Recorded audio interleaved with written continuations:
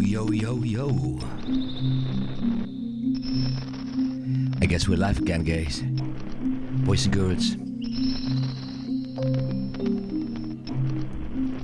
Did I just say we're live again, guys? Well, if that ended Freudian.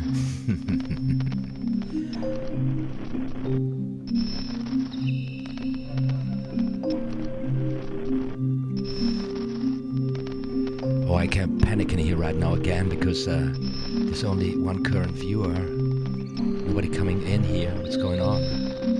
Ah, now something's changing. Who's in the house? Come on, talk to me, talk to me.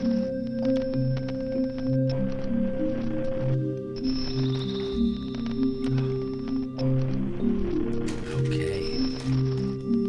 Look what I got here. It's called the book. It's the Road to Card Magic. Yes, it's a very nice book.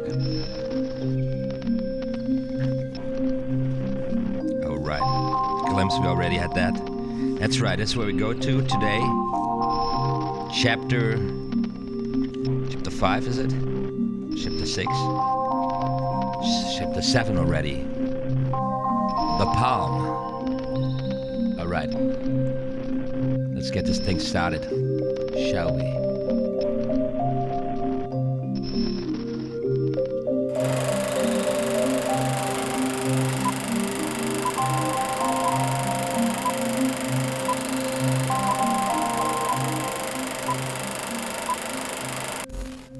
OTHMARIUS MAGIC. Like and subscribe.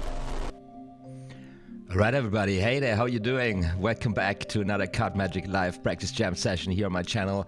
Walk through the Royal Road to Card Magic. Today, chapter 7, The Palm. Now, first things first, can you guys hear me? Because I did not get any feedback yet. Is this sound good? Come on, anybody out there? I got readings of 5 current viewers, but do you hear me, guys? Something wrong? Usually everybody's going already crazy in the chat. So what is happening? Let's give this a try here. No, sound seems to be all right. Hey, guys, who's watching? Who's there with me? I'm super excited again. This is going to be a super session. But before we get into this, into chapter 7 of the Royal Road to Card Magic, I want to give you some updates on my channel. Oh, there's the Magic Corner in the house. I'm fine, thanks for asking. Yeah, so we're getting started here. Folks are shuffling in. Let me give you a little update on the channel. Emma Nepper is in the house. We hear you, awesome. You can hear me, that's great. That's great. So, first of all, I want to thank once again all my patrons for supporting my channel. This is the shout out, the obligatory shout out to my patrons at the beginning of every live session, because we got right now, I believe, 8 glorious folks supporting this channel on Patreon, making all of this here happening, right? This is, I don't know, the 8th or 9th live stream in this series, walking through the Royal Road to Card Magic. And I decided to shorten this format, okay? Because I've been doing very, very long live streams on my channel. And because of that, the average percentage viewed of my material dropped drastically, you know, because these live streams, the record, I streamed for 4 hours in one session. Now, it's a crazy situation because you guys are watching as long as never before, engaging like never before, but still, due to the long time of these streams, the percentage view drops down, and this seems to correlate with YouTube kind of putting me on hold for now. Let me show you this in the analytics. Very shortly here. Here we go. Check this out, guys. You can see here the blue bar, that these are my views, right? And from the second quarter of 2018 to the second quarter of 2019, yeah, this is pretty much, there is no growth here, no growth. And I was wondering why what's happening, what am I doing wrong? And then now I realize here that you see the orange bar, this is the percentage viewed, and this dropped down here to the quarter 2 of 18% of my material. And it seems this is the reason why this my channel is not growing, although the engagement and the view duration of you guys actually did rise. So I decided now to draw some countermeasures and to make these live streams shorter, so really up to the point. We are going right in the material. We cover the material in the book, and then I don't add these extreme long practice sessions, which I always did afterwards. I hope this is okay with you guys. What do you think about this idea? And then also we got something to celebrate, because my channel just hit the 6K subscribers milestone. Thanks to you guys, you are awesome. Thank you all so much for your support.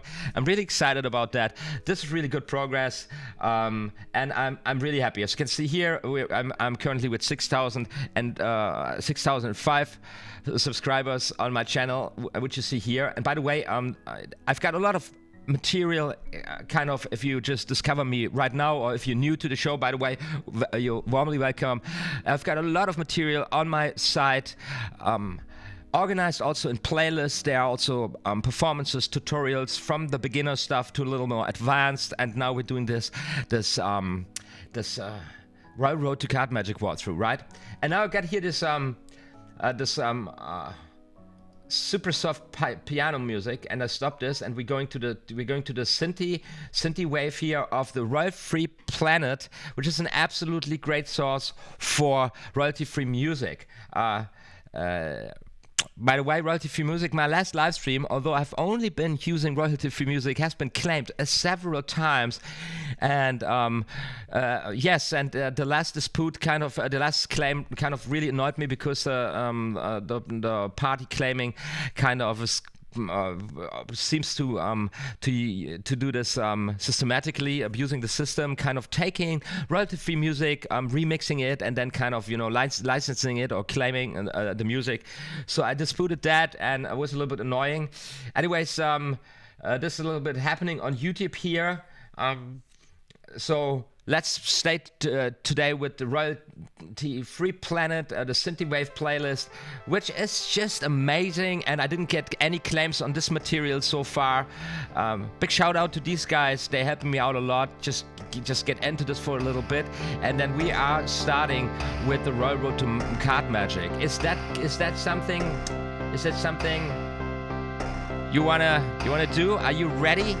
Are you ready?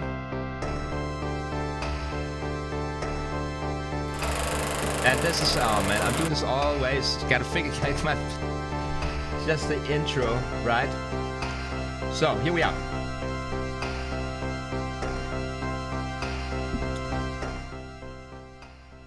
By the way, I just watched, I junked Stranger Things 3.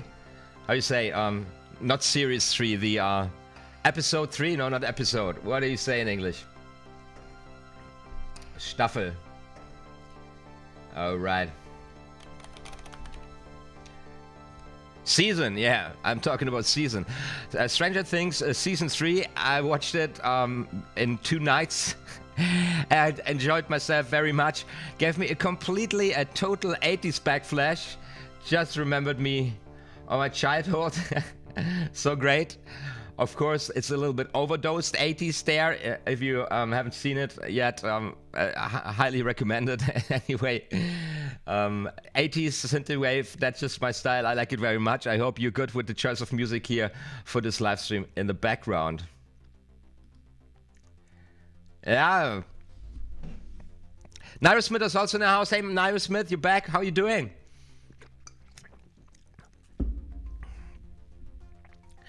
All right. So I have to turn the music a little bit down on my headphones. Yeah. That's perfect. And then let's go to the card table here. Let's go to the card table right at the Royal Road mat. Now, the palm, ladies and gentlemen. The palm. Now, the first thing we're getting here, suggested or recommended or explained by Hugat and Brouet is it's more the psychological aspect than the technical one. As a matter of fact, the pass is a a rather simple technique. To palm a card in the classic palm, in the palm of your hand, it's a rather simple technique. Of course, we're going to look into this in a second. But what makes it difficult, or stresses people out a little bit, of course, you got to be bold to perform this. As a matter of fact, you got to be cool as fuck when doing so. So when you use the palm, when you want to palm a card in your hand, or you're holding out an object in your hand, it is not about bringing any attention to the hand or to the hands whatsoever, and not kind of, trying to prove that the hand is empty by showing it super straightened out or something. Quite the contrary, a natural and loose appearance of the hands. That is the key to the success. So even if you're holding an object out, whatever it might be, like in some kind of palm, finger palm, or kind of a tenkai palm, a natural handling of the hands, natural appearance of the hands. That's key, to then make an object appear or whatever. And of course, this is also true in card magic with palming a card. Now, the easiest and simplest tip is to practice this, to palm a card and get a card in the right position, have it there, and then keep it there. Just when you read a book, or when you maybe walk the streets, or whatever you do, or you're sitting at your table, just to get a feel for this thing, to maybe be able to grab even an object with palming a card, without stressing out over it. And as you can see, if you practice this a little bit with the card in the palm, and you keep your fingers nicely together without stressing about it, you can really have the hand appear very naturally. You can even grab a deck. You can hand out a deck. This is a little shitty angle, and of course, angle sensitivity is something that comes with it, but it is not. It's not so much of a big deal, if you just keep your nerves, if you stay cool about it, So, position of the card, that's basically here. The tip of the pinky finger gives you, for a playing card, really the indication, So if you have it right here, like let me put it like this, where the tip of the pinky finger contacts the outer right corner if the hand is palm down, or the outer left corner if the hand is palm up, and then you can just slightly bend the cards. And it just automatically gets pushed into the palm of the hand and stays there. And in this manner, you don't have to bring bring much force into this palming position. Rather, you do it loose. As you can see, as soon as you flash here with as soon as the fingers open up a little bit, you start flashing the card. Which, of course, if you're working with the camera, is a tricky thing. However, once again, in a live performance situation, you will not need to panic too much about flashing the card, because if your hand appears natural and you're in a performance situation where you interact with your audience, and also if you're performing a trick like the ones we're going to look at here in a second on a Royal Road to Card Magic, where the attention of the audience is kind of navigated through the trick almost by itself, at the position or at the point or at the time when you palm the card and when you actually hold the palmed card, you're really good, and you don't really have to stress out about this. So a little bit, I would even recommend if you are performing live and giving this a try, because if you go out and you give it a try, you will have to go through this phase of being bold and being nervous about it anyway. So I do recommend try to hold a loose hand rather than a stressed out hand, even if there are little gaps in the fingers. You see this right now here. If you wouldn't know, look at this. If you wouldn't know now I'm a palming card, and if I wouldn't call attention to it, this hand would, in a live performance situation, go through really naturally, right? So that is the right position for the palm. What do you say? Do you have experience, by the way, with palming cards? Is this something you do? Let me see what's going on in the comments. Okay, so we got Narum is very tired, but everything fine. Oh yeah, I'm a little bit tired too lately. I don't know. In Germany, just temperatures dropped. And I've been in the south of Germany over the weekend where it was extremely hot. I came back to Berlin and it's, I don't know, it was 10 degrees or even 12 degrees lower temperature. And you know, I'm an old man. I'm an old fart. This shit gets into my bones. For you, Jörg Greg Schachte says hello. Naris was right. I have huge windows. Everyone tells me I have fingers of a pianist. Windows. So yeah. So then you have huge hands when you open them a little bit. It opens up, that's what you say, and then you can really see the card. Well, then you just gotta have to practice to keep the suckers together and close. Most important, and this is what Hogarth and Broe also point out in Royal Road to Card Magic, is don't have it like this, because that is an unnatural holding. So have to practice to have the thumb like you would like the thumb would be positioned if you hold a natural hand. You know, a really natural hand. You know, put the card in there and try to keep the thumb there. This is actually something Richard Bellers pointed out the other live stream when I was practicing the color change, the classic Earthness color change. Here's Flying Wheel in the house. Hey, I just finished eating. How are you tonight? I'm fine. I hope you had a good meal. We're just getting started here. Because some of you guys are dropping in a little bit later now, I just made up my mind. I'm going to do these live streams here a little bit shorter from now on. Like I tried to get this down to an hour because of YouTube, because of the algorithm. Because although you guys are watching, since we're doing these live streams,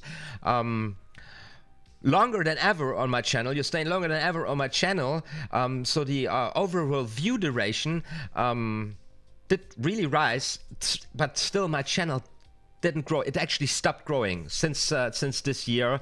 So I'm Q2 from 2018 to Q3 of Q2 of this year.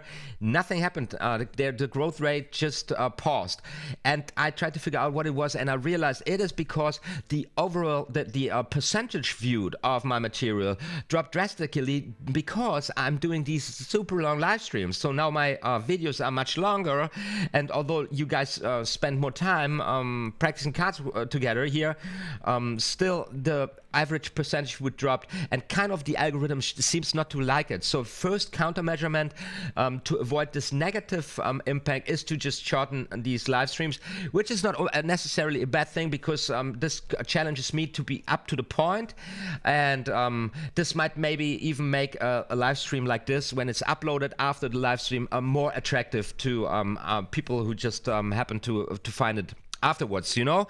And then maybe with the free time that gives me at hand, I can finally start shooting tutorials again, or performances, or maybe we just do 2 live streams, and we go look into another book, or we just do a practice session and a study session or something like this. If you have ideas how to do this, and if you have topics and wishes you want me to cover, you want us to go walk through together, please feel free to leave a comment in the video, so that I can get back to this later, you know.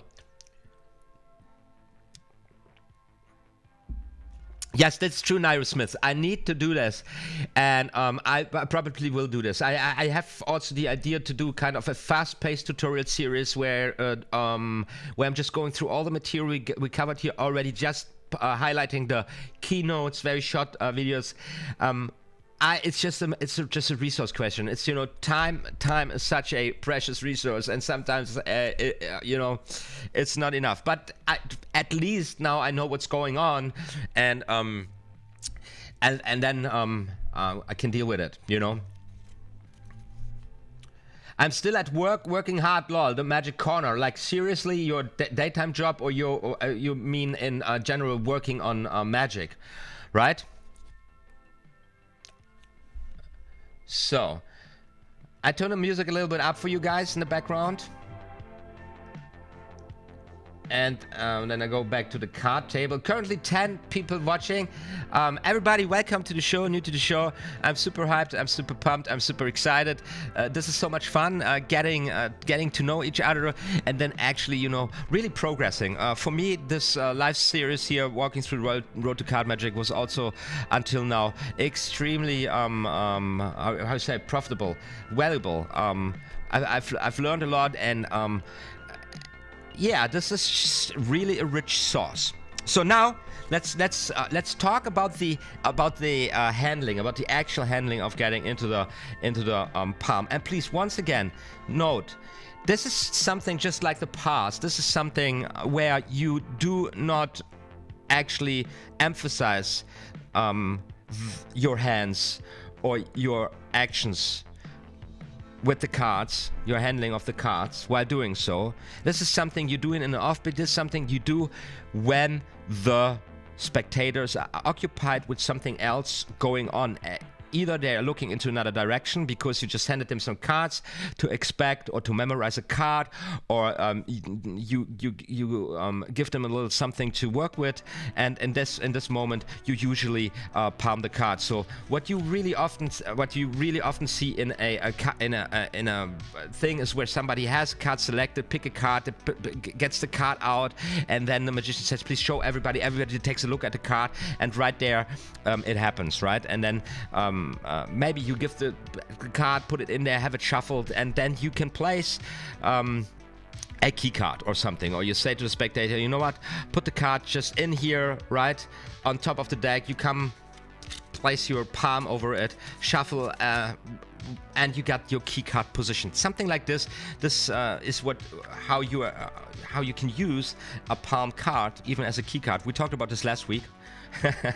I'm still not, and by the way, I'm still not over, not getting this trick, you know. Oh man, I watched this again and I was like, dude, man, seriously.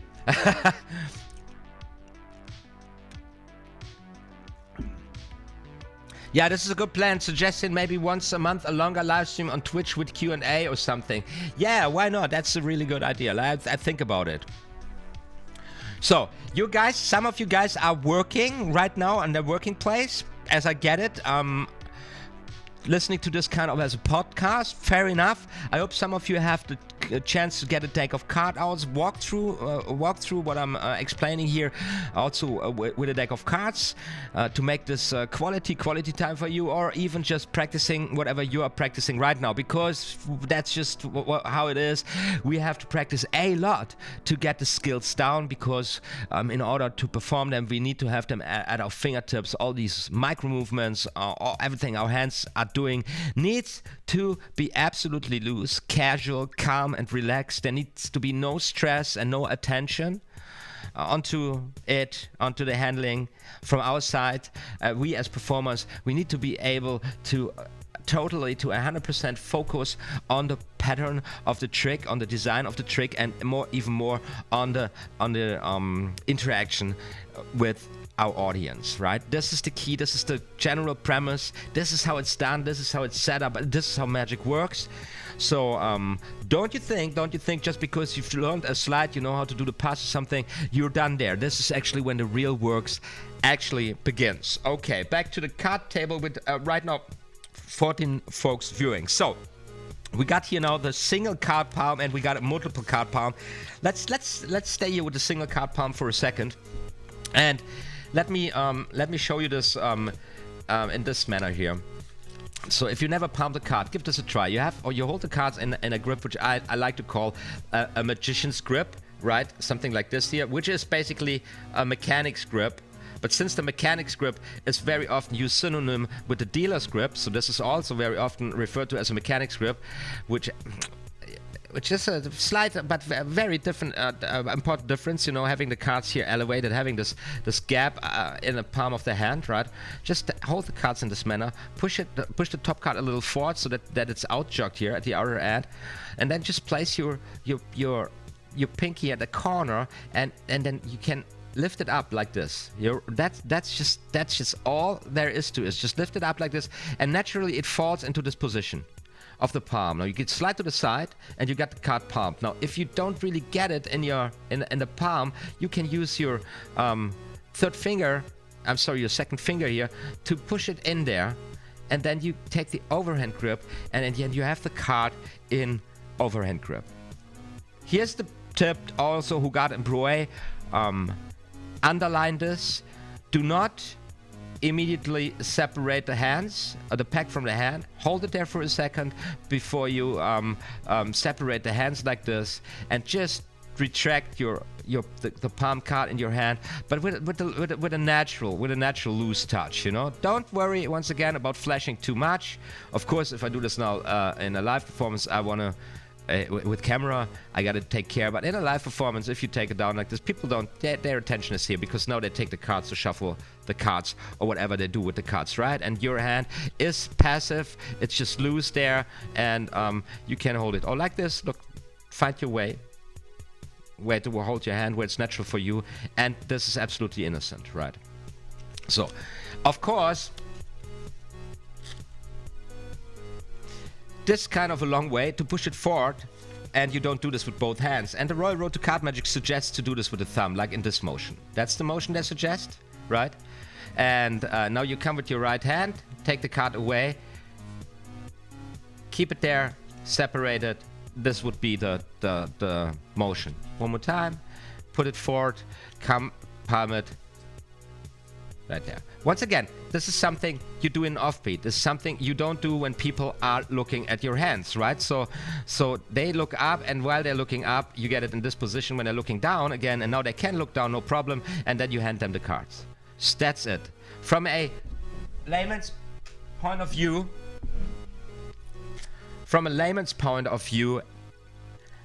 they will not notice it. And if you play it cool, and if you play it calm, and with your attention, focus on your audience, and you get your audience management under control, that's it. That's the easiest way of doing this.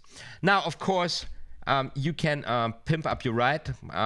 Let me show you now how a variation of this, which I like very much to do, to make it, you know, to make it invisible, kind of, you know. So instead of picking it up from the outer edge, picking it up from the side. So I side jog the card a little bit, and then I pick it up from here side. So when my hand comes over, now my hand covers the card, and now I can pick it up. Do you see this? Like this, and now it's even invisible as soon as I get into this position, right? I can palm it. Now this was a little bit stupid here, so I come here, and now I can palm it, and you don't see anything, right? Now you can make this just the same tactic like we would do to get a pinky break under two cards, for example, right? For going for a classic double. You cover this motion with a wrist till, like this, right? Look at this. In this motion, I push it forward a little bit. And if I go a little bit down here, which I can do, but when I do standing, I would have to arm drop a little bit. Now when I come up again, see that? I cover the card, I catch it right there. Bang. And then it's done. Keep it, really important, keep it there for a moment before you retract your hand in a natural position. Don't go like this. No, don't look at that, don't go like this. Natural position. Hands resting on the table when you're sitting, or just let them drop. But this is an occasional mistake I've seen many performers do, before I say this, everybody who's on stage and doing magic and entertaining people, okay, I don't want to criticize at this point, because it's a long way to go there, and even if you are on stage, it is a long learning process still. And everybody who managed to get an act together and to performing actually on stage is for me a personal hero, right? Everybody, no matter if I don't like the humor or I don't like the act or something. Okay, so if I say this now, don't take me as the guy who's, you know, criticizing people, because I'm not on a regular basis on stages and I don't have my act together. So, you know, but what I often see, but since I am a passionate autodidact and I'm studying this for a very long time. This is what I very often see, that there is this motion of a very conscious retraction of the hand. So very often you see the standing that somebody, now you can see me, when somebody's standing and then they palm the card, right? And then when they separate their hands, they go really like this, down like this, in a really tense motion. And then they let the arm go. Something like this. Don't do this. If you got the card palmed in your hand and you have this, you stay absolutely natural. You would never go with the card. Now I get this bad angle here, but you would never go with the card. You would never go with the hand in any dice. So I try to be really loose here, so that when I bring my hand down, this is really natural, right? And also when I bring the cards back together, I try to do this in one smooth motion and casual motion, and I try not under any circumstances try to stress out over the card. And this is the beautiful thing about the techniques like the palm, because this is the next step in your magic, actually. Because if you get this right, if you understand it, if you practice this, if you try this out for the first time, and if you succeed for the first time, you're going to be so proud of yourself, and you will feel so encouraged in what you're doing, and this brings everything else on another level. Because if you make the experience for the first time that this is possible and that it's actually not so hard to do, as long as you stay cool and calm, people, your enthusiasm and your joy over the whole thing is going to increase rapidly. I promise you that, right? So yeah, should I have done a snap change in this direction? Really blow minds. I have card out and both. Okay, guys, you Magic Corner. I'm working on work too. The key card episode was hilarious. Yeah, because I just was a dumbass, right? Didn't get this trick. That was crazy. I guess we are both really not working, huh? Okay, I have a card out. Boss just looked at me like I have 7. Should have done a snap change in his direction. I use a pinky break and then pivot the card on my left thumb when I touch the card with the right hand. I use a pinky break and then I pivot the card on my left thumb. Pivot the card on my left thumb. Yeah, okay. I get into palming position. To get into palming position. So you take so Naira Smith, you take a pinky break. And what do you mean then? You pivot it with your left thumb. You let it drop to the side then, or what do you mean? Because we're going to talk about the pinky break in this context also, and this is really relevant when it comes to palming several cards, which also here in a Royal Card to Card Magic is explained in a motion where you catch basically the pinky break with the thumb riffle at the edge, bring the cards slightly to the front and palm them from the top. This is how they would do it in a Royal Road to Card Magic. Also, just the same thing, like I just explained, when you get the pinky break, you can take the card. You can with the pinky break, you can pull the package to the side, bring it to the side, and palm it again from the side, which is a little more tricky. As you can see, then the cards maybe tend to go into a slippery mood, and then you have to readjust them. I've seen people palming multiple cards in that manner, absolutely on a very high technical level, so that there was nothing to detach. Once again, of course, you can bring techniques like these down to the max, and you should, but it does not change the fact, even if you get the techniques down in a manner that your hands can be burned all the time, it doesn't change the fact that it's more dangerous and you're giving it away when you stress out about it, and if you focus on your hands while you're doing it. You know, the better your handling, the better your technique, your slides. Of course, the easier it is for you to pull off the move, but you gotta always be with your audience. You gotta always be casual and cool and smooth as fuck. You know, that's the key.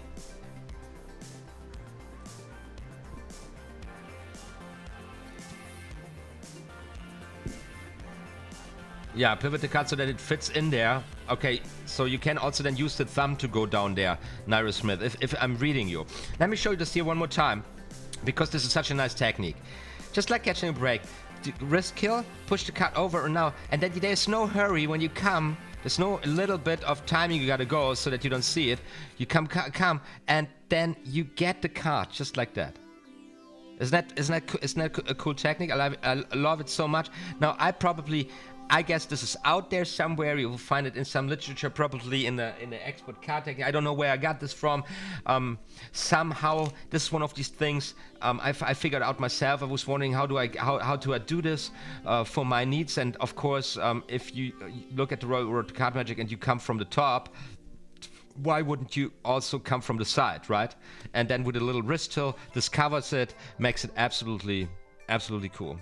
Light touch. Try to keep a light touch. You know, people tend to grab the card away. It's a light touch. It's just like just touch the card, and it automatically gets in position. And this is how it looks from the downside. I really use my second and third fingers here to get it then in position, right? Like in position. And as soon as I got it, naturally I close the hand to catch the card, to hold the package. That's the reason why I close my hands. Otherwise, if you go like this, why would you lift your hand up like this? This gives it away, right? This gives it away. By the way, talking about palming, here's something very nice. So when we have a 6 of clubs, and I place this here on the table, and then I take any card, right, in this manner, and I palm it, right? And if I really let go now, because I'm so cool, I'm so casual, I can even really open my fingers. You don't see the card in my hand at all, but yet when I place it on the table, there comes the card. Now that effect didn't work because I did it on the slippery book side, right? So we have any card. We have the ace of spades. I place it onto the table. I palm a card in that very manner. It's really loose. You can see it. You can see it even if I turn the hand around, and then I place it onto the table. Oh! Now that wasn't also a really good performance, but you're getting the idea. I like to use the invisible palm. I usually do it like this. So I show the people, like, you see, you can palm a card like this, right? So that's not how it's supposed to be. So I'm showing the people, you can palm a card like this right there, yeah? So when I have it here and I palm it, and then I can make it disappear right there. Wow. Do you notice? It's so simple. It's so beautiful. It's something I use in between all the time. I use this actually for the topsy-turvy cards as a magical gesture. You know the topsy-turvy cards. The first trick in a Royal Road to Card Magic. Beautiful little magical gesture. And if you play this with a little finesse, I have usual reactions of people who are like, oh, oh, disappeared.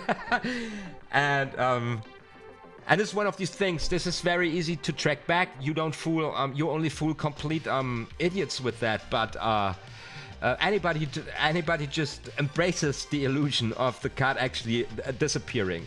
This is, by the way, also why the back palm still works up until today. You know, and I do the back palm most likely behind the hand. I go like, oh, the card is gone. You know, and then bang, there it comes back. And people, of course, know the back palm. Ah, shit. People, of course, know the back palm. This is so used now, but still they enjoy this moment. These are little tiny things. These are things really really worth. There's the camera. Really worth putting effort in, because this is something to bring visual illusions into your magic act, into your card magic. Where you don't have to freak out about flashing or something, because generally the concept is known. Because people are not stupid. Do not underestimate intelligence of people, especially if you're heading to places where people are that might have some money at their hands to tip you when you're in the bar or at the table. Okay. Anyways, Ace of Clubs. Was this your card? Was this your card? So I guess I should start practicing this. Keep your left thumb on the side and then pivot the card. Okay. Hey everybody, honey in the house. Oh, so Hedra Badge Strange and Conditioning is back in the house. Awesome to see you again. How are you doing? We're in the middle of it. I'm trying to stay here focused as much as possible with the chapter, with palming, adding a little bit of insights from my style to it, because I'm shortening this format We're gonna do this. We're gonna do this for 1 hour or maybe 1.5 hours. I explained the reasons beforehand. Doesn't matter so much now, but it's okay. It's gonna be okay. We got 15 current viewers, like staying here with me. This seems to be a lot of you guys interested in the handling, in the technique. And if you're looking at the Royal Road to Card Magic here, that's all there is to it. Now, I guess I explained everything what I wanted to say. Of course, in the series of in the episode of glimpsing, we also had the glimpse palm, the palm glimpse, which looks something like this. You hand the card to the spectator like that, right? Just like that. Take the card, and while doing so, you get a good glimpse of the card in the hand, right? Like this, and it over like this, and retract it when you come over again. There you go. That's it. That's that. So, and then of course we got the several palms, several cards palmed, and yes, you will not get around catching a pinky break here. Easiest method is like counting the cards somehow, separating them very shortly, bringing them together, catching a break in a slide. Also, this is something that's done during the pattern, during the explanation of what is happening in the trick. Now you got the break, you can simply push it, the package a little bit to the top, and if you keep the pack a little bit angled down, you don't see this gap, right? And next time you come over, you do it like this, and then you got your package, your 4 aces or whatever it is, palmed. And also with more cards, keep really a loose touch to it. Try to keep your fingers together, and then of course you can bring the cards back, usually when people cut the cards and whatever, and then you come over the cards and you just take them like this. There you go, and then you replace the cards. Or when a spectator hands you the card, the deck back, you take it and you just square them cards up, bringing the card back on top of the deck. So that's the palm. What do you say so far about this little summary here of the most important aspects of the technique?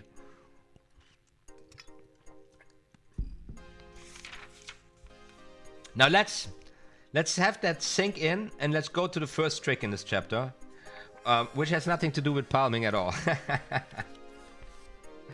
The piano trick, guys. Do you know the piano trick? I'm telling you, I love this trick so much. It is a thing you have to add to your repertoire right now, like immediately. It is something. This is something when someone says to you, "Can you do a trick?" And you don't have a deck with you, and there is only a super shitty deck available. This is something very nice to open a little impromptu routine with a given deck. You know, seriously. And the premise you play, you take the deck and you say, well, I don't know. I mean, yeah, it should work, right? While you shuffle the cards, it should work. You know what? It is always a difficulty. It's always a challenge when I have to work with a deck that has just been given to me. I've never seen these cards before. These are awkward cards. They are very used, very sticky. But I've practiced years and years and decades since the 18th century. I'm practicing with cards. I'm very good with cards, actually. And I want to challenge myself here with this rotten deck that you just handed out to me. I want to perform a very difficult, a very rare and mostly unknown sleight of hand technique. It is so fast, it is so precise, it has fooled even magicians. It is a top secret thing. It is something you will never find on YouTube. It is something out of this world. Yeah. Let's do this, right? And then you do this stupid trick, and it's called the piano trick. Well, what's here? No, there's there's my wall. You can see my wall. Yeah. A piano trick. So what you do is you use the hands of the spectator and ask him to play like the piano. And I like this about this trick here. And if you would say, look, we're taking a pair of cards, two cards, and that this is an even number. and you place these 2 cards here in the finger of this piano player, right there. Now you take two other cards, and also a pair, which is an even number, right? And you do this a 3rd time. We got here another pair of cards, and this is an even number. And then we have this 1 card, and this is an odd number, right? Because you can multiply it with 2 without getting an even number. And then you do the same thing with the other hand, but with the other hand. So we got these packages here in the finger. Odd, right? It's an odd. And then we do the same thing in the other finger.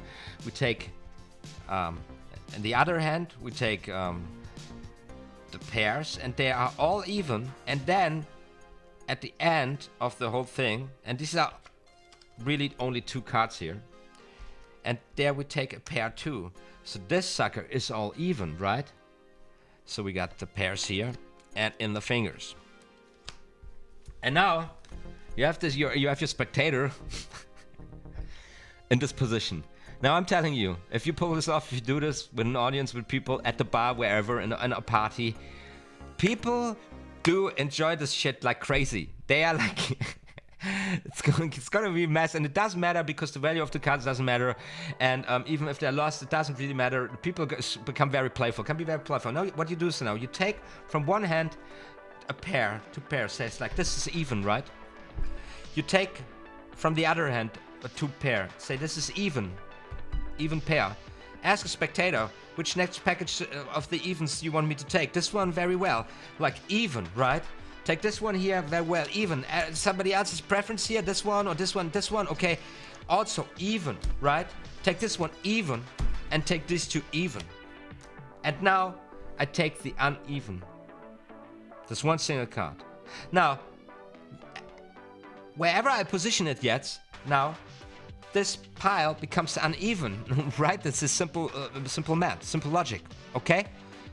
Free choice, so people choose, doesn't matter, like we go in here. And here now comes the sleight of hand move. And guys, I'm telling you this, there's nothing happening. This is going to blow your mind, because this is so hardcore palming. This is just like that. It just goes like this. I got the cards and I switch them. Did you see it? Tell me you see it. You're going to rewind this afterwards, because this one now is the even one and this one is the uneven one. Check it out. 2, 2, 2, 2, even. 2, 2, 2, 1, uneven. Bang.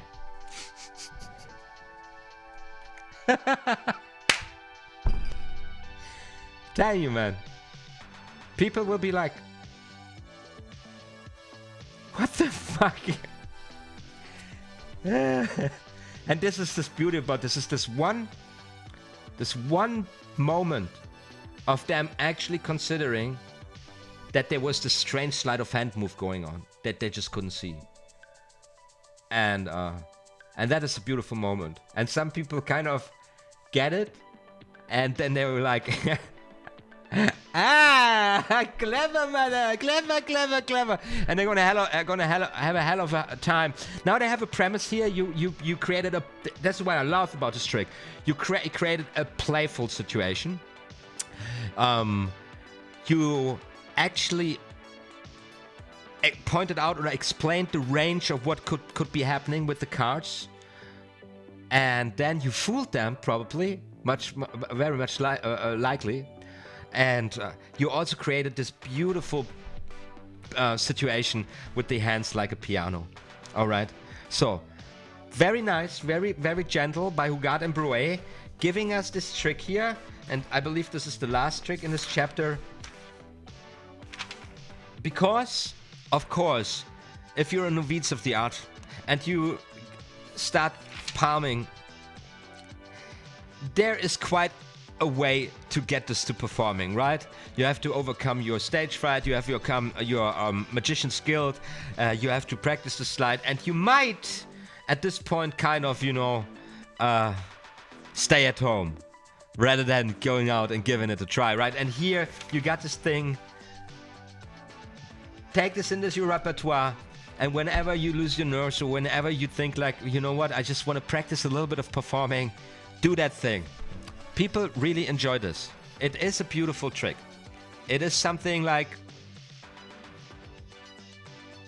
very playful, very simple. What do you say? Do you have any experience with this trick? Do you ever tried this out with an audience?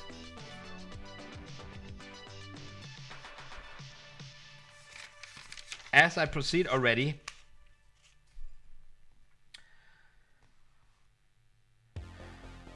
so, and then of course, and I'm not going into these tricks, we have here so-called spring catch, and then we got a vested interest. A chosen card vanishes from the pack and is found under the performer's shirt, both vest and shirt having to be opened to bring it out. So basically, this is using here a misdirection with a pen cap, or with a pen with having the spectator sign the cards. In the process, the card gets palmed away and then placed kind of impossible position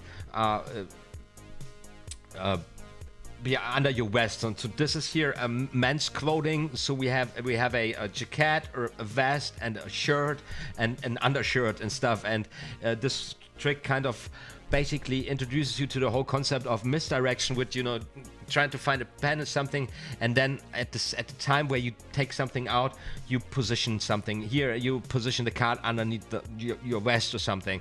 I don't think there's no need to go in here in detail, because if you once understood the concept of palming, and if you come across something where it gets reasonable for you to palm the card, once you got it in your hand, you can basically produce this wherever you want. It's the same with the spring catch. Oh no, the spring catch is fun time. It's the same with a trick where the card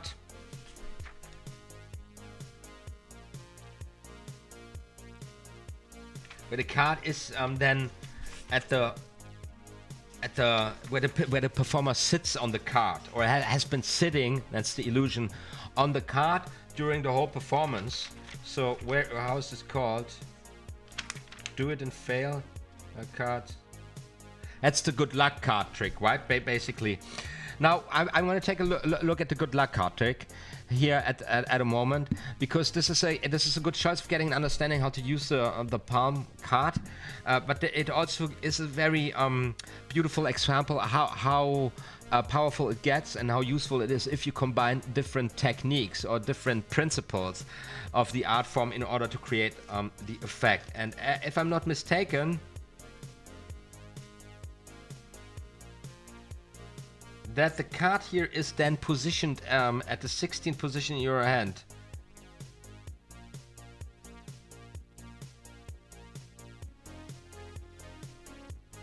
Oh no, to the 14th position of the hand. So what we got here, basically a situation where we position the card in the deck and then using it by using the palm. So let's give this a try. We have a shuffled deck of cards, if I'm not mistaken, by a spectator. It was handed out, and then we deal 3 poker hands. Okay, so 3 poker hands is 3 times 5. 1, 2. And we do it like this: 1, 2, 3. 1, 2, 3. 1, 2, 3. 1, 2, 3. 1, 2, 3. Right, it's 5 cards on 3 hands, right? Let me check this out. We got here 5 cards. We got 5 cards, and we got 5 cards. Now the spectator is asked to choose any pack. Let's say he takes this pack, and please memorizes any card. Okay. So, and I could do this now with any of you basically, but let's do this here with the Ace of Hearts. Okay, the Ace of Hearts target card. Please memorize Ace of Hearts target card. Ace of Hearts target card. And we ask the spectator just to think about the card.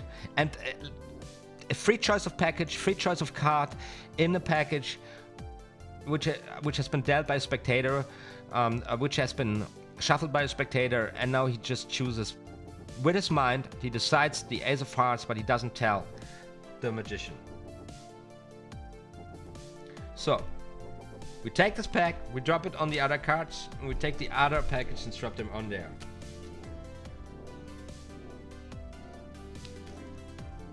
So now, we give the cards one more shuffle, right? I'm just going to shuffle the cards one more.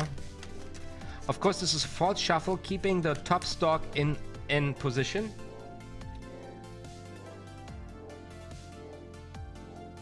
Now we're dealing 5 hands onto the table with the shuffled deck.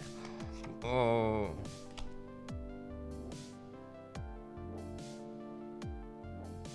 So 1, 2, 3, 4, 5.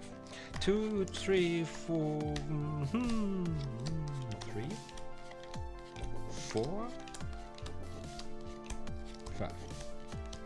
So 5 poker hands, right, on the table. And now, now we show the spectator all the piles, and ask him just if his or her card is there, right?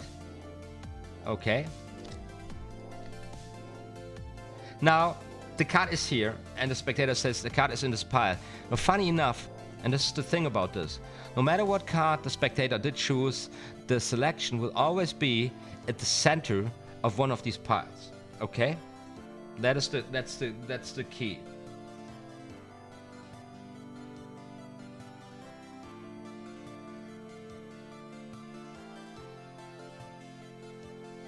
So we take this pile, drop this hand on one of the other hands, pick both up and drop them on a third, and then pick up the 3 hands and drop them at the top of the pack. Boom. There we go. Finally pick up the 2 remaining hands and place them on top of all. Do this casually, saying, do you see what was happening to me? My good luck card was following me around. Anyway, we don't care much about the pattern here, the story so much. It's just this little self-working thing here was constructed. So now we shuffle the cards one more time, but we run one more card on the stock. We in-jog a card, we shuffle, and then we undercut, right? First chapter, Road to Card Magic, creating once again the illusion of a shuffled deck. And once again, this happens also super casually. You are communicating with your audience at the point where you do this.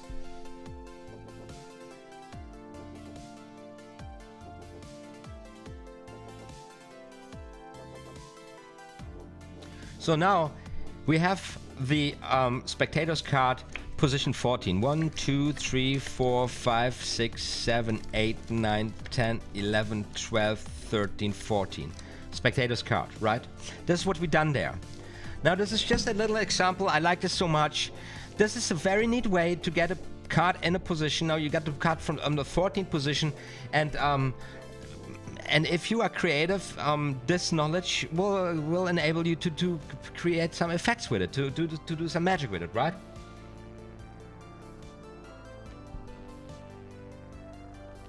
So now the pattern is relevant here. Now the premise of the old trick, it's about gambling, about card games, which people used to do, and eventually you might today explain an audience while you do this, and this is something which could be also very funny a little bit.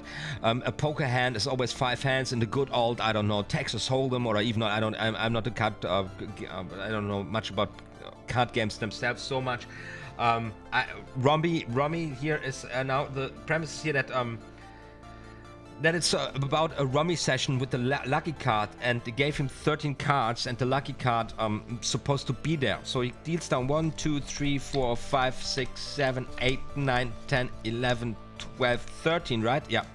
13 cards, hands it to the spectator and says so, and if I'm not, and these cards go to you, and now this is, find your card basically. Now the spectator goes and looks and tries to find the card, and while he or she does so, you casually palm the card, right?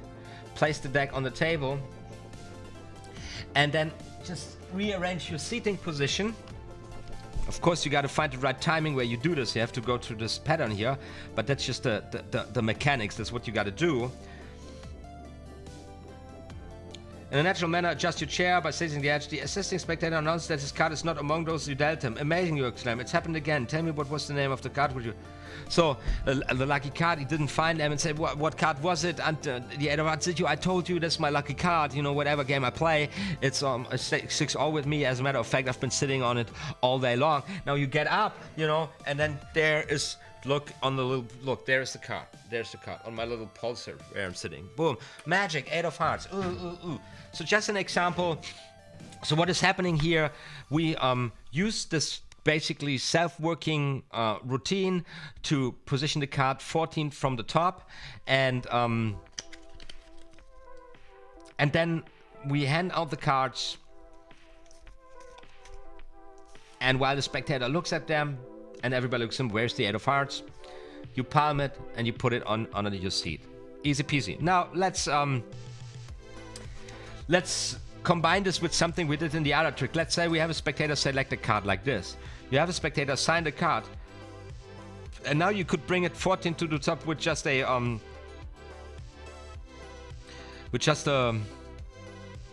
you know, you could do it like this. Say, look, the spectator chooses the Queen of Hearts. You have them sign the Queen of Hearts. You use the invisible turnover pass, right, to bring it on top of the deck. Now you shuffle 13 cards over it. 1, 2, 3, 4, 5, 6, 7, 8, 9, 10, 11, 12, 13 in jog, and boom. And now we got the Queen super fast in the 14th position. Just to give you a range here again, these are principles we are getting introduced to. We're getting introduced to the combination, the blend of different principles and methods. We're getting these blends within well-designed routines or tricks that you just can copy and paste and just perform like that, or that you just can take as a blueprint, as something to analyze, to deconstruct, and just make your own thing out of it. Because I have it like this now. I just add another false cut to it, and I say to the spectator, hey, listen what? Your card is now 14 from top. How did I know that? Because I'm a magician. That would be very uncreative. Or you could do the same thing. So now I'm betting you that this is now in the 13 cards. This is the lucky number. The card is there. Take a look. You palm the card, and then you put it up your ass, right? whatever you want to do. Just to give you an example, there are many methods. However, I would highly recommend everybody to stick first with these routines that are given to us here in this rich sauce with these tricks, to get a feel for the whole thing. We really can trust Hugat and Broe on this one, and they said it in the introduction. Trust us, follow our lead, and you're gonna have the best success before you start deconstructing and making up your own thing. Because of course there is the risk that, because what experience do we have compared to Hugat and Broe to oversee something very important, and at the end to perform a less amusing, a less stunning trick than we would have done if we just followed the guidance in the book. What do you say, guys? Does what I said, what I make any sense? Are you with me? Are you having a great time? We are doing this right now for 1 hour, and I would say I give it another 15 minutes, and then we're done for today. I'm so super sorry, but I just have to push this through. Right now I feel like I could go on and go on and on, but I covered almost the really important things I wanted to say. You got the book anyways, right? And if you don't have the book, you can purchase it online. I've got links for direct purchase by Dover, publishing house Dover, if you want to cut out the middleman, or you can use one of the affiliated links, Amazon links, also down there for UK, US, and Germany, also by purchasing there, supporting me a little bit. Thank you so much. That would be rocking awesome. If you don't have the book, you need it. You know, it's a really rich source, and even if you watch this or other sources, it's really worth really reading it through once again, trying to understand, to engage your imagination. You need to fire up your imagination. Your neurons need to go light, light. How does it look like? How does it look like from a audience perspective? What are the important steps? What are the keynotes? Where do I have to end? How is the way? Why would and what do I say, and why would I say it at this point? Why do Hugard and Bro or the authors suggest it in this manner and not in another manner? This is something nobody can teach you. This is something nobody can give you. You have to do this your own. This is your work. This is how you learn. You know, it's just like in every other field, in every other school, in every other university, in every other lecture you're going to be. So people just can kind of guide you the way. They just can share their experience.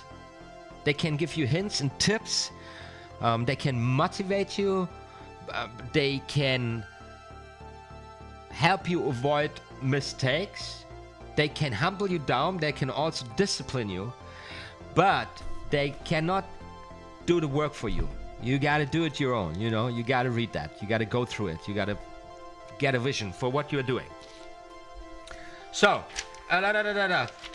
there are, for example, just to go through, we got card in the pocket. We got another trick here where we use the palm to bring it in the pocket.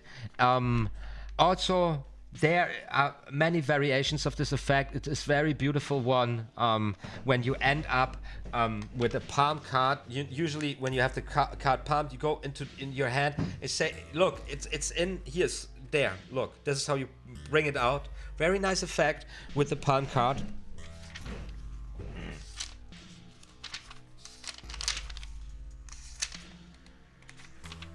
Now then we got the trick, now you see it, where we have again different elements, different principles blending together. We are making here use also of the glide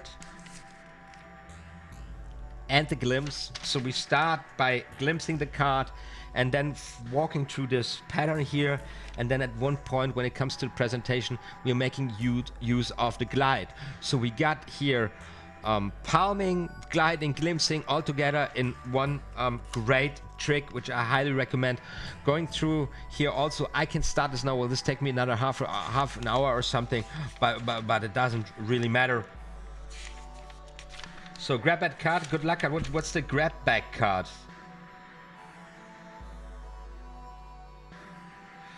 Yeah, well, this is where you kind of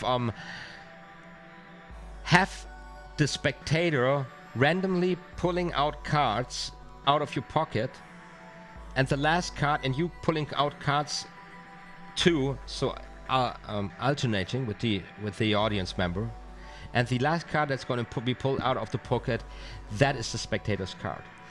Again, this is something where you need a side pocket here, because you don't, I don't think it's comfortable for people to reach out in your trousers pockets.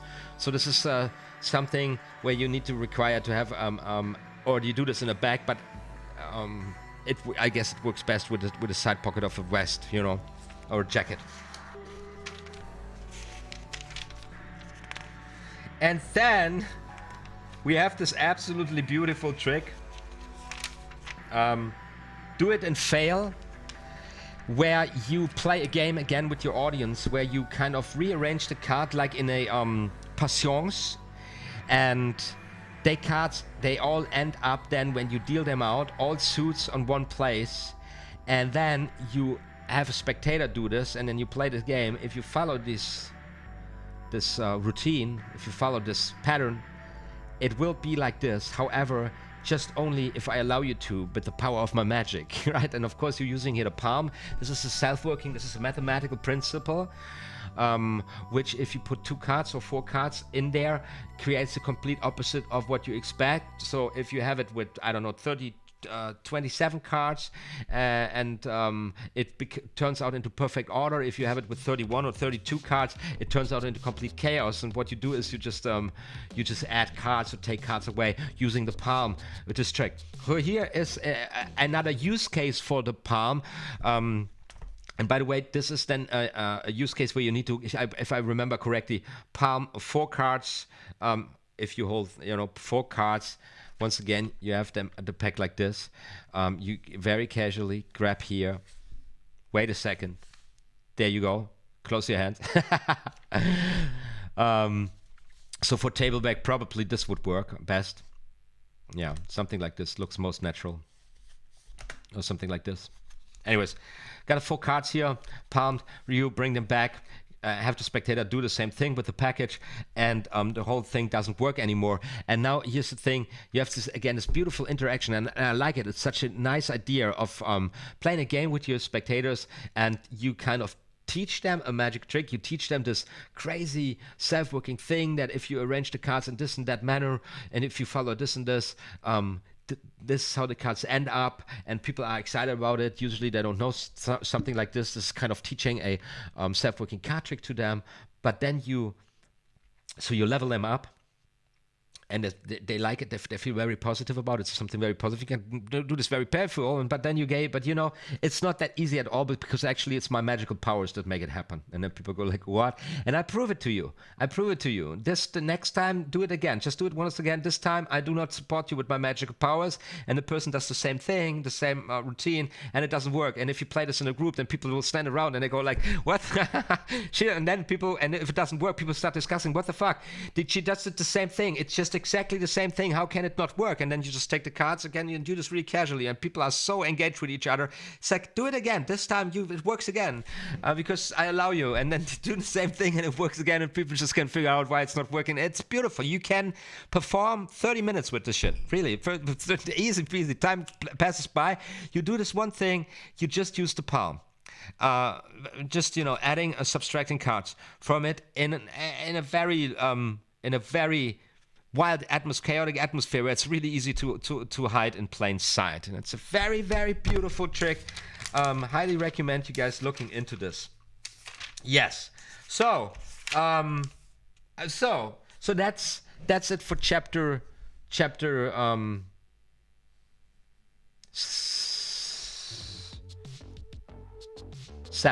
We are at chapter 7 of the Right Road to Card Magic.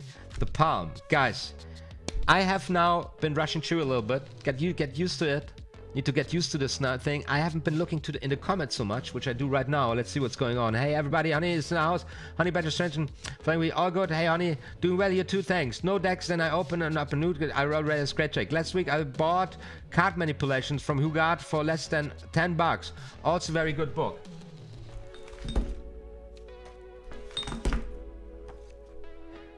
Guy, you mean this one, right?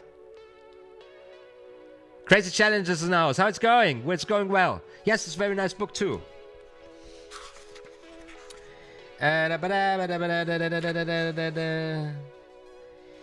and these are as most of the stuff which is in Dover is public domain, so we can really walk this through. It's great. So maybe we take a look at this book too, and. I mean, it's quite a nice idea to make a walkthrough here through Railroad to Card Magic chapter by chapter. But other books, we might as well just cherry pick, and really look at the things that I think are interesting, which would be another challenge for me, like to really take some time with the book and then decide what I want to take instead of just walking through it. However, it makes perfect sense with the Royal Road to Card Magic because Hugard Emperor Ray advised us to follow their lead, and for me now, the way I feel about it, it's reasonable to do so. We've got a lot of techniques at our hands already. Only in chapter 7 we have been confronted and introduced to different principles, and we've got a whole bunch of tricks already at our hands where we can just put very easily put together a very nice little act, a little card magic act, which you can do anytime, everywhere. For example, now I remember, because the coolest trick I haven't talked about here, but I have to. There is something with the 4 aces. Yeah, 4 aces. This is a gathering of the clan. I will do a live stream just on this trick, because that is a very beautiful I forgot about it to mention this one. This is a very beautiful little ace trick where the aces do transform or jump from the deck, changing from 4 indifferent cards on the table, change into the 4 aces, which seem to jump out of the deck on the table and changing these cards. This is absolutely beautiful. And this is something, if you take this one, if you add it with the Poker Player's Picnic, one of the early books, one of the early tricks in a road to card magic, I believe. And if you add the piano thing, is you have 3 very beautiful different effects here. A little bit with the aces, focus on the aces, which also helps to keep it simple for your audience, so then they can follow along. And you have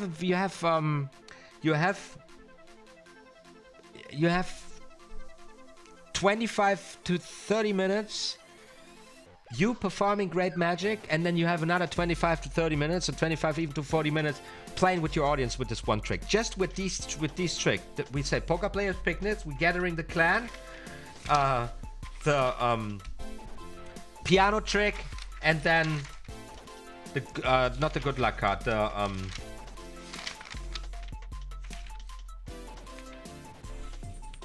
the do it and fail, right? And in that behalf, Road to Card Magic is such a rich book, And if you want to go out and if you want to gain a performance experience, easy like that, take these tricks, routine them together for themselves, and then just do this, and you're gonna have so much fun. And of course, this is the journey. This is where the journey is heading here. I believe it's the last chapter of the Road to Card Magic, and that is routining tricks, and then the very last chapter, that's platform tricks. So this is where you finally, after performing a little bit for family and friends, performing a little bit for strangers at the table, performing at the bar, getting into your theme, you walk basically from the close-up set to the stage, to the parlor stage, where you introduce yourself to a larger crowd of audience and say, hello, I am a magician and I want to do some magic for you now. And that's the roadway. That's where we're heading. And this is really, really exciting with the Road to Card Magic. Do you could read into Expert Card Deck an absolute Bible for me? Yes, I do that. So I've planned this. For now, we're going through this here. Make sure to hit the subscribe button and the bell notification so that you are getting notified whatever happens. Because yes, we're doing this. I also will do a series on Expert at the card table, and together with you guys, growing with our magic, growing our magic strong. That's the plan. That is the freaking plan. All right, so thank you so much for this great evening.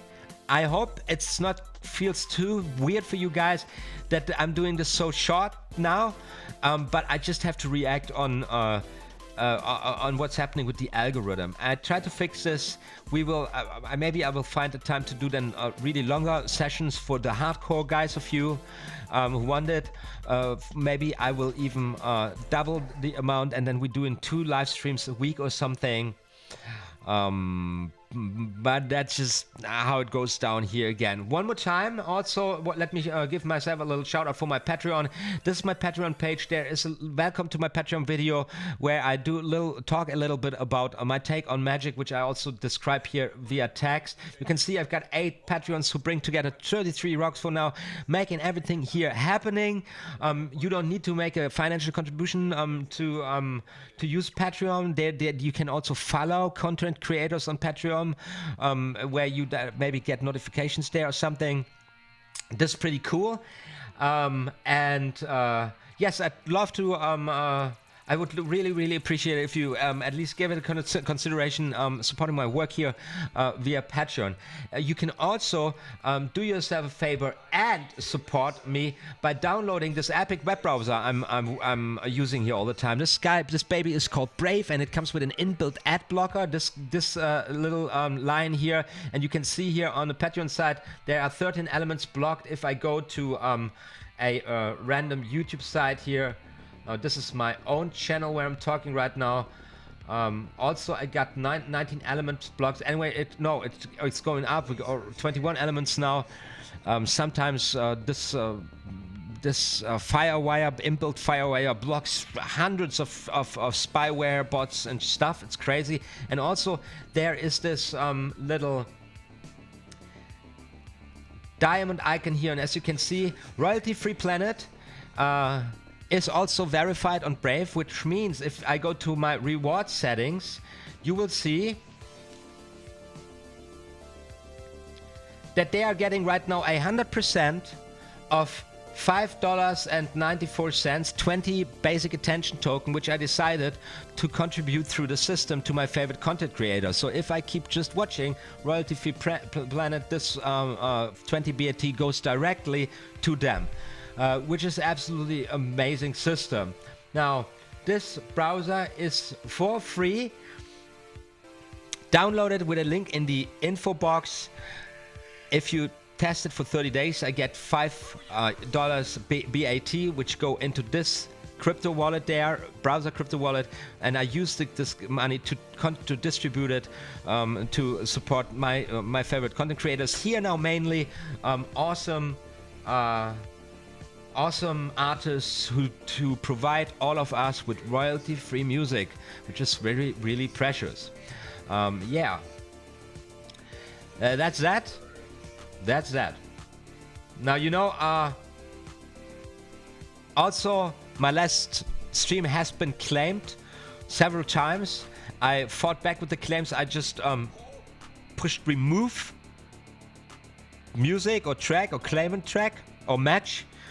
Turned out this removes the whole audio from this video. So there are now from last live stream, upload of last week's live stream is audio gaps, and then it got claimed again by somebody who seems to systematically abuse the system. I don't know how to handle this. I already warned the artists who are abused there, whose royalty-free tracks are taken, remixed, and then claimed. I also wrote a comment to the company who's actually claiming in behalf of this artist. I'm not looking. I don't think I will get any positive results with this disputes, the way the system works. But anyway, I disputed it anyway, and let's see how's this going. I hope the situation on YouTube here changes sooner than later, because this is kind of frustrating, you know. You want to support your some artists who do great music, and then somebody rips them off by stealing their money, by copy frauding them, and it all runs over your channel. You know, this is kind of what's going on. This doesn't feel right. But what can you do now? I have to fix it. You can see here my camera, and some things is not. You can see the wall here, and I don't like it. This is like what? Okay. This is not. I don't understand it. Why is it like this? It's supposed to be perfect. It's supposed to be perfect. Okay. Right. Good. So, still somebody with me? Yeah, we got 9 current viewers. So, making the live stream short just condense the awesomeness. Yeah, that's a nice. That's a nice take, man. That's a nice take. I stick with that. Now you know the drill, guys. Thank you so much. I had a blast of a time. Next time we are going to the next time, and it's the bag slip. Also got the thumbnail now. This video is already available, so you can go there, set reminder. You find all the links in the info cards you need, and links in the info boxes. Feel free to leave a comment, suggestions, inspirations, whatever it is. I'm really privileged doing this with you. I really love connecting with you. And if I am doing the streams, not reading all of it, not replying to all of it, don't take it personally. It's just like, you know, I'm following my own thought process, figuring these tricks here out and everything. And then I'm just overwhelmed a little bit. You know, you could read into expert cutting. Yeah, I got the notification, but since it's my birthday, I want to kind of celebrating. Never miss a stream. To drop you a hello throw. Crazy challenges. That's great. Awesome. So happy birthday, man. How old did you get, if I may ask? I hope you had a great party. No worries. It's right on point. Now this live stream was quality time. Super. Making the live stream shorter just condenses the awesomeness. So I got with all of you. We got a birthday chat here, and that's great. That's great. So let's see, the back slip is an easy and useful slide in which the pack is cut and in action to the top card is slipped secretly to the top of the lower portion. Yeah. So that comes, the back slip comes also then with a very nice force and with some very nice tricks also, if I recall this right. Yeah, so we got the back slip force and the back slip control. These are really usable techniques, which will bring us one step closer also to really to a really fundamental and rich repertoire of sleight of hand moves. And then this just goes on, and then we go straight back, and I like it. So we go overhand shuffle the second time, and I do it overhand shuffle the second freaking time. Fades, shuffles, and cut are my favorites, anyways, you know. And then we're going to the double lift, double turnover. You guys, you know, I have a super rich tutorial series on double lift, double turnover. So if you want to be ready when we get there here in the Road to Card Magic, check it out. And then guess what? And then we're going to talk about the pass again. Oh, it's going to be fun, the pass.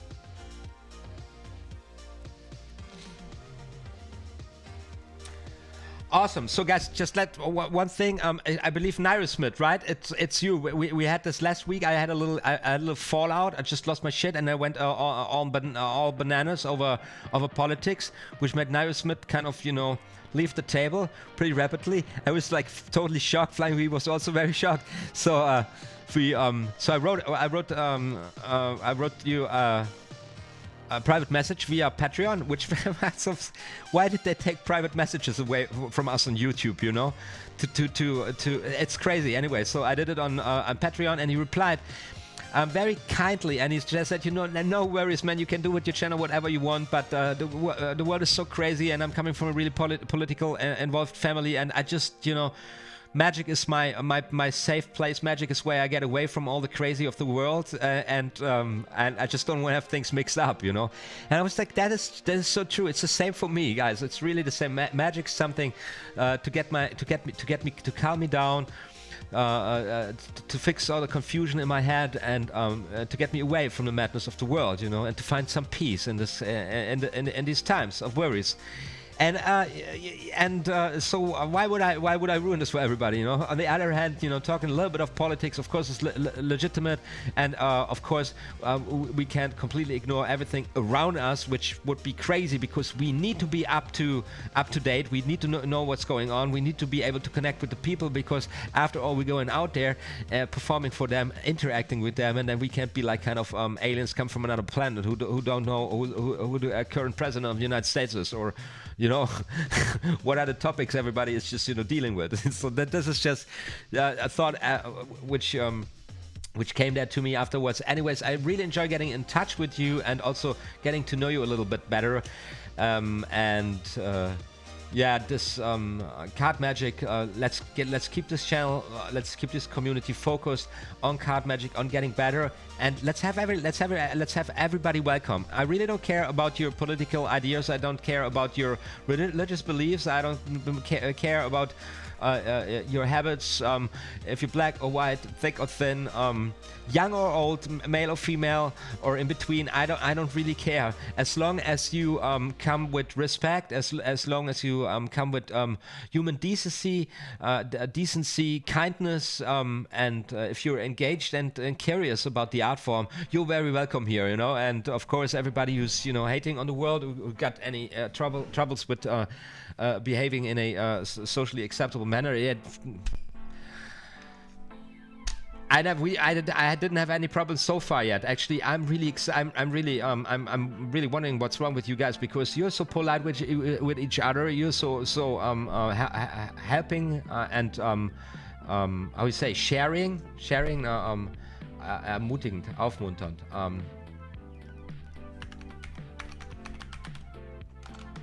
Try to find a new word here. Encouraging each other. This is really cool, and I like this very much, and I want to keep it like this. And everybody seems to be okay with this channel not growing so fast lately, because this keeps the community cozy. It gives us basically also the opportunity, really, you know, kind of bound in a sound way, not in a crazy way or something, but just, you know, getting to know each other, really realizing the value of the art form and of the opportunity to practice the art form and to study and learn the art form in this very manner, which is absolutely fantastic. And then maybe, I don't know, because I don't know, I'm hoping that this algorithm at some point, you know, shoots this channel to the skies, to the rockets, and then we got to figure out a way, like, to separate this and to really, you know, have the people who are there from the very beginning, and maybe, who knows, maybe sometimes some of you become moderators or whatever, you know. Now I'm pushing too far, maybe, but you gotta keep a vision alive. You gotta, you know, plan ahead a little bit. Don't think too small about yourself and about your dreams.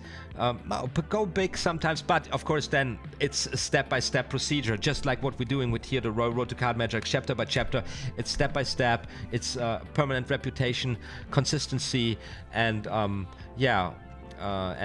this is what brings the results, with a little bit of luck, you know. If there's no luck, what can you do? There's Richard Bellis in the house, man. That's nice. I've just been underlining the positive vibes I've got with this cozy community here, which is really great. But then this is already here. I'm already wrapping it up, because I can't do this super long streams anymore. Just get a little more efficiency into the whole drive, you know. So we have already been through chapter 7 of the Road to Card Magic, palming. But by the way, Richard, I have an idea. I had an idea about doing the collab together.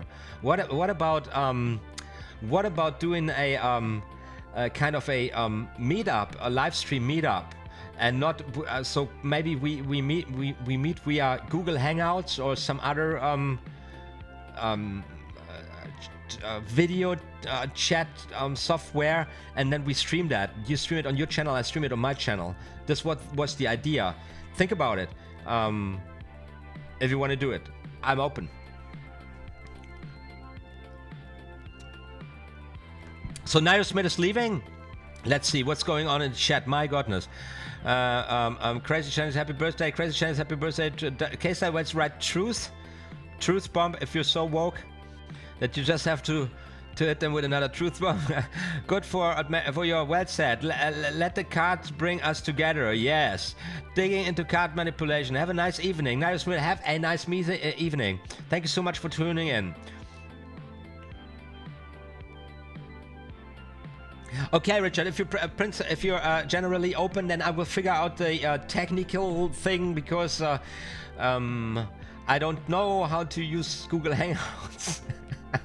I'm happy that I get this stream here kind of working, but I guess I figured this out, and as soon as I got it kind of running, and there are also, because what I believe what it needs to be a really stable connection by a provider who got the servers that are running well, and there is a software I believe that is really good in that behalf, because if I stream at the same time as I have a live chat open, this might cause some disturbances, I wonder. But so I'm gonna figure this out, because I really would love to do kind of an interview with you, or like a spontaneous jam session on cards.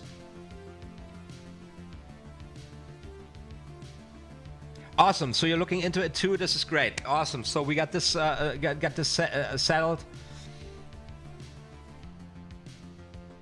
How about you say? How about a community hangout? Well, you mean like in real life, because you guys come from all over the place, right? Or via a via Google Hangouts or something like this. Yeah, we could do something like this. If you know software or anything, if you got anything tips for this, how to do this, leave a comment in the comments, please. It would be a great idea. I really love it.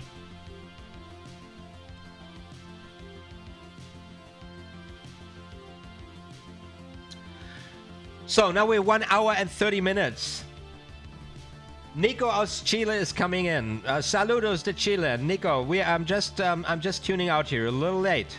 But Chile, that's great. Nico, make sure to hit the subscribe button and the notification bell. This is going down every Tuesday. We have a meetup in person twice a year. You should come. Yes, absolutely. Man, I'm getting going. Yes. Okay, great, guys. You're going crazy. This is amazing.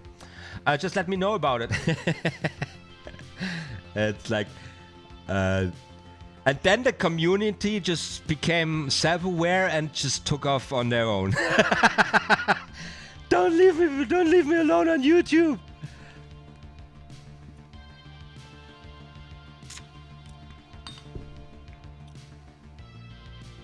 Right. So, guys, you know the drill. It has been a privilege. I had a blast of a time. 1.5 hours is a fair time for a live stream on a Tuesday night. You set things up.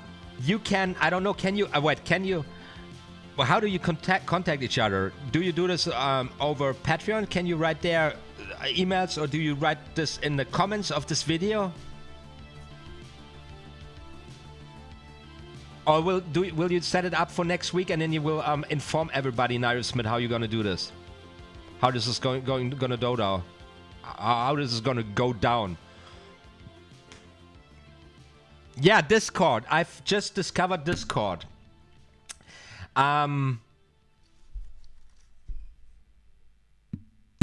on Discord. Let's open this up here.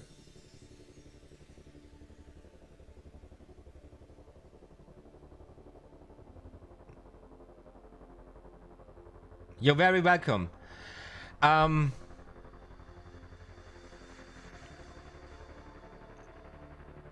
Oh no, I don't have my password right now.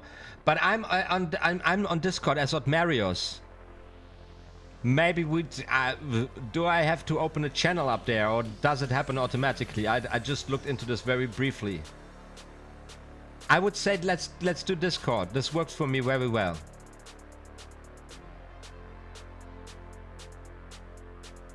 Okay, now it's supposed to tell me on next live stream. Awesome. This is some big time progress here. This is amazing. I'm excited. I'm super excited.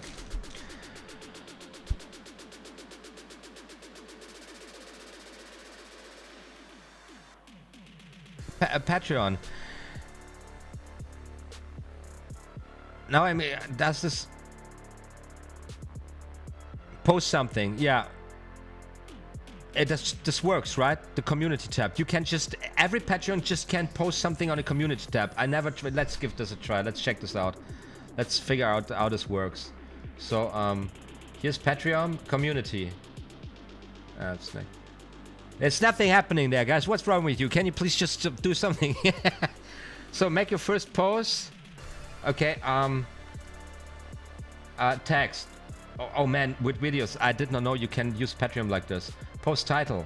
Yeah, yeah, that's it. Yeah, that's it. Okay. Okay. Let's start hanging out more together on Patreon. Yeah. Okay. Let's start. Everybody say hey.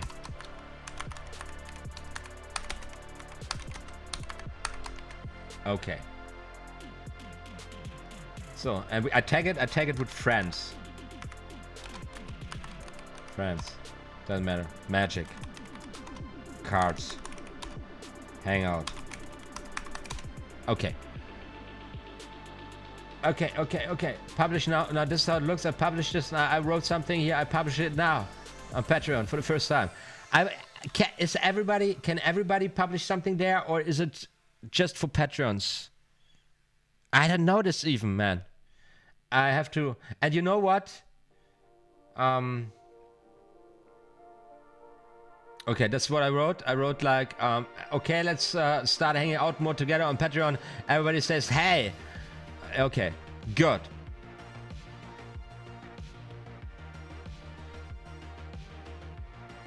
Okay, this is how we do this, yeah. And guys, by the way, you can also find me on Twitter at OTHMARIUS. Yesterday I had to delete, today in the morning I had to delete a lot of tweets and Facebook comments because I got drunk and then I was shit posting. You get up in the morning, oh, that's not professional, dude. Okay. Good. Goody go. Guys, you know the drill. Thank you so much for tuning in today. Thank you so much for your support. You're just awesome. Keep on practicing. Everybody gets crazy with whatever you're going to try to set up. Nairo Smith and Honey Badger strengthening and conditioning. I just wanted to call you Honey, right, Honey? You hook me up there on Patreon or on Twitter so that I know it. Next time, same place. We are going to go at the back slip. Until then, have a blast of a time. Practice as much as you can. Practice well. Keep it calm. And if you get the chance, perform one of these super easy tricks to gain a little more experience every week, you know? That's the challenge. My name is OTHMARIUS, and this is just what I do. You be sure now, more magical stuff is going to be uploaded very soon. All right, now, where's the fit? Ciao, ragazzi. See you around next time. OTHMARIUS Magic.